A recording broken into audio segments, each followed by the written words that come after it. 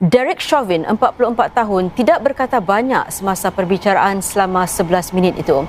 Chauvin yang memakai pelitup dan digari menjawab soalan-soalan hakim dari penjara melalui televisyen litar tertutup.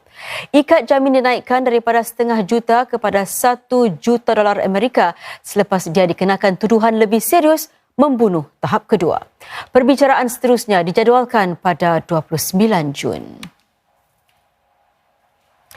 Di Malaysia, bekas Ketua Menteri Sabah Musa Aman telah dibebaskan daripada kesemua 46 pertuduhan rasuah dan pengubahan wang haram. Hakim Mahkamah Tinggi Kuala Lumpur membuat keputusan itu selepas pihak pendakwa menarik balik semua pertuduhannya. Tan Sri Musa, 69 tahun, dikenakan 30 pertuduhan rasuah dan 16 pengubahan wang haram 2 tahun lalu berkaitan dengan pemberian kontrak konsesi balak di Sabah. Beliau didakwa menerima lebih $60 juta Amerika antara tahun 2004 hingga 2008. Bagaimanapun, Tan Sri Musa berkata wang itu merupakan derma politik. Perbicaraan kes tersebut sepatutnya bermula pada 14 September ini. Sentimen perniagaan firma-firma di negara ini dalam suku ketiga masih rendah tetapi semakin baik berbanding suku kedua. Dalam bidang budaya pula, kegigihan Sri Warisan sebagai pejuang warisan budaya Melayu terus mendapat penghargaan. Laporannya sebentar lagi.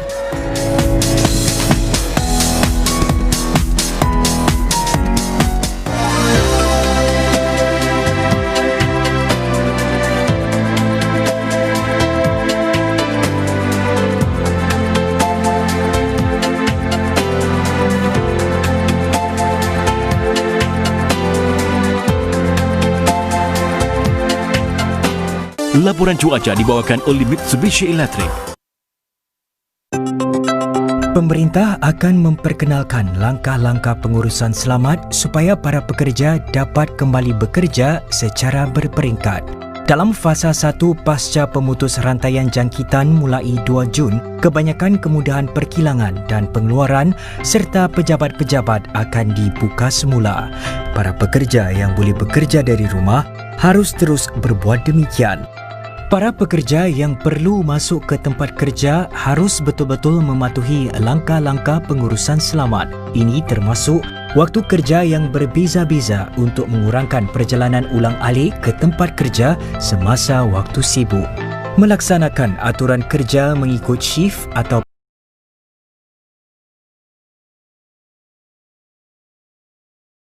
pada setiap masa, seperti di ruang-ruang yang digunakan ramai orang dan semasa waktu makan, dan menggunakan safe entry untuk daftar masuk dan keluar.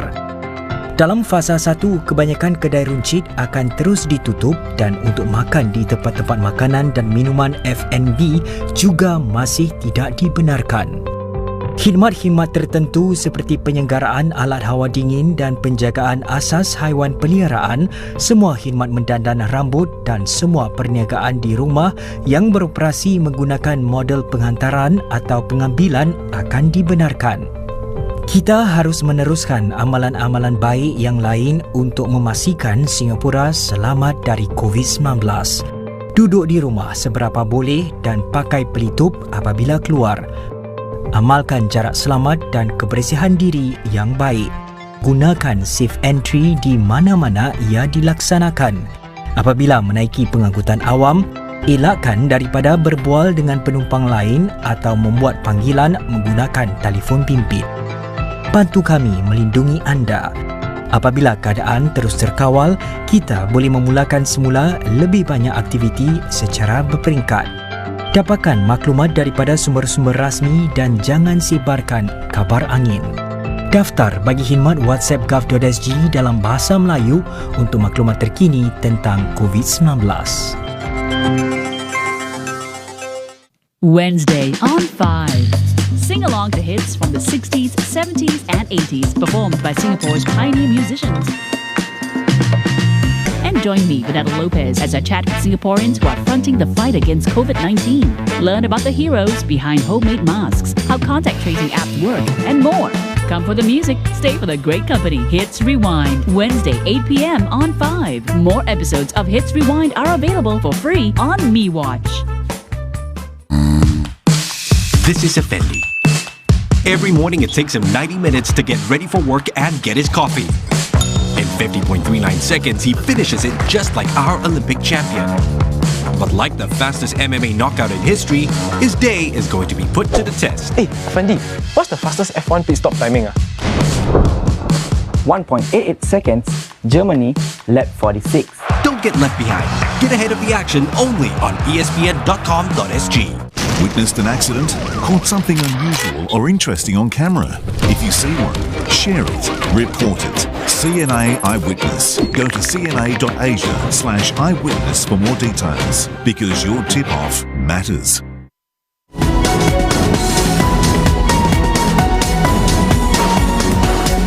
Terima kasih kerana masih bersama kami.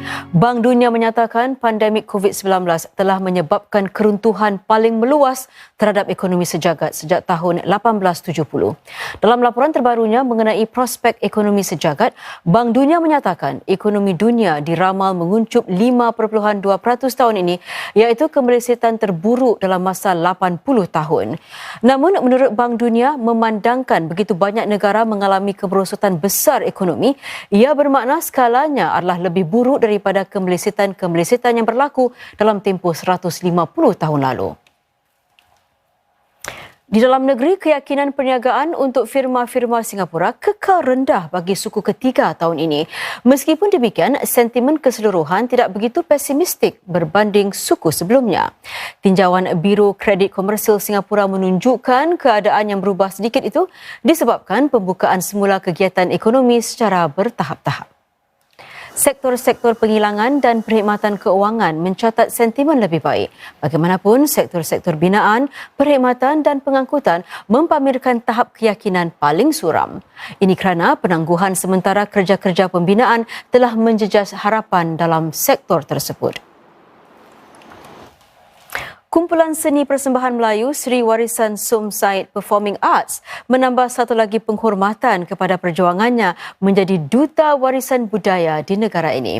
Baru-baru ini dia diiktiraf sebagai satu daripada 6 pemenang sulung Anugerah Warisan Budaya Tidak Ternilai Singapura yang dilancarkan Lembaga Warisan Negara NHB pada Oktober lalu. Apakah keistimewaan pengiktirafan itu? Wartawan Afiqah Husin menjelaskan. Sri Warisan sudah bertahan lebih 23 tahun lamanya dan menjadi penggerak aktif dalam dunia seni Singapura. Syarikat ini yang diasaskan Cik Som Said, penerima pingat budaya, bahkan sudah membawa anak-anak didiknya merantau dan menyertai lebih 40 acara antarabangsa. Ia memukau orang ramai dengan persembahan-persembahan yang kaya dengan pelbagai elemen seni budaya Melayu, digabung pula dengan teknik-teknik kontemporari. Alhamdulillah, dengan adanya semangat bersama anak-anak muda tu yang tak pernah rasa jemu, tak pernah rasa jelak dan susah senang bersama, maka kita terus bergerak maju. Atas sumbangannya dalam memelihara dan melestarikan kegiatan seni dan budaya Melayu, Sri Warisan menjadi salah satu daripada 6 penerima sulung Anugerah Warisan Budaya Tidak Ternilai Stewards of Singapore yang diumumkan Khamis lalu. Hanya mereka yang mempamerkan kecemerlangan selama lebih sedekat layak menerima pengiktirafan tersebut, selain mendapat platform lebih luas dan wang tunai $5,000. Penerima layak mendapat grant projek bernilai sehingga $20,000. Sepanjang masa ni kita selalunya tidak pernah memikirkan ada award ini, ada penghargaan yang akan diiktirafkan, ada cash value, ada grant, ada apa semua. Itu sesungguhnya tidak menjadi keutamaan tapi sangat membantu. Pengiktirafan NHB juga, kata Cik Som Said, sesuatu yang mampu membangkitkan semangat para pejuang warisan budaya Singapura, apatah lagi di tengah-tengah pandemik sekarang ini. Di COVID-19, banyak produksi Sri Warisan terpaksa dibatalkan. So ini akan jadi satu impetus boost, memberi perangsang semangat untuk kita berdiri, dan dengan adanya grant kita boleh memikirkan okay, what's next untuk kita sesuaikan. Sri Warisan merancang untuk memanfaatkan grant NHB itu bagi pementasan maya